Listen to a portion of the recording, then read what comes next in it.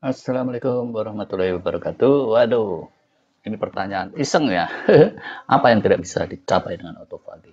Ya tentulah banyak permasalahan di dunia ini yang tidak bisa diselesaikan dengan autofagi, stem cell, dan serangkaiannya. Cuma teman saya ini ngeledekin.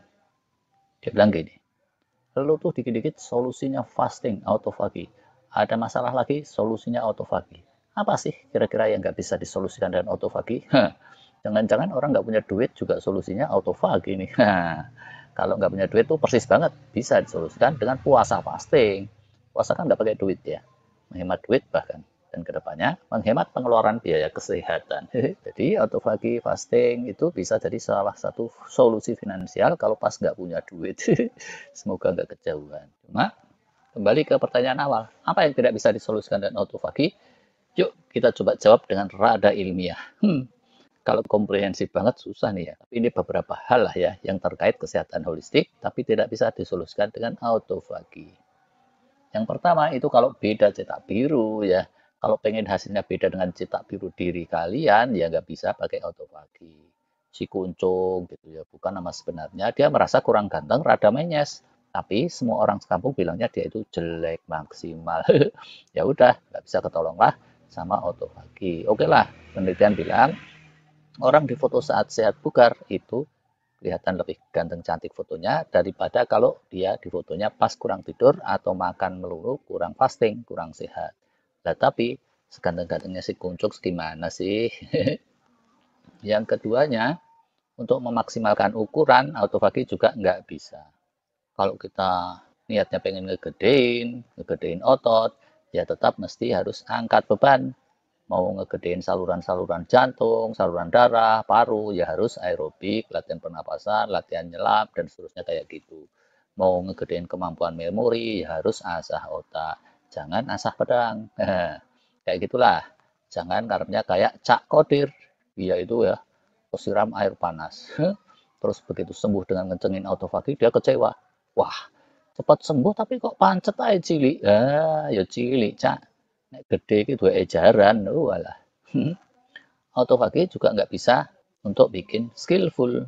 Alah bisa karena biasa, jadi ringan karena pembiasaan dan adaptasi.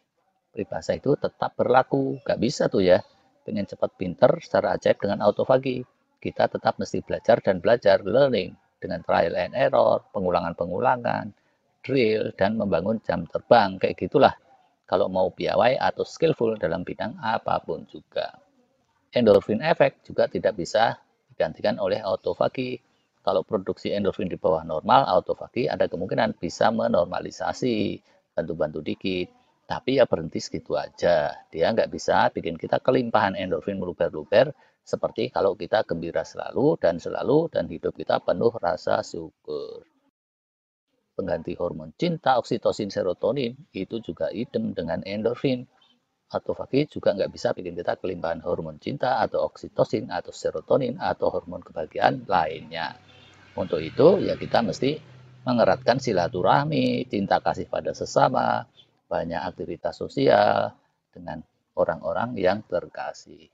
Kemantapan spiritual juga nggak ketolong oleh autofagi. Karena dia bukan urusan batin spiritual. Untuk itu tentunya kita mesti ada pembiasaan dan lagu-lagu spiritual yang tersistem dan benar nggak ada jalan lain. Tidur juga tetap tak tergantikan. Autofagi memang bisa jadi boosternya kualitas tidur. Demikian sebaliknya, tidur bisa jadi boosternya autofagi. Tapi dua-duanya itu esensial, diperlukan oleh tubuh kita dan nggak bisa saling menggantikan. Sebaliknya, bahkan kalau salah satu hancur, yang lain akan ikut hancur juga. Tinggal masalah waktu. Gravitasi juga tak tergantikan.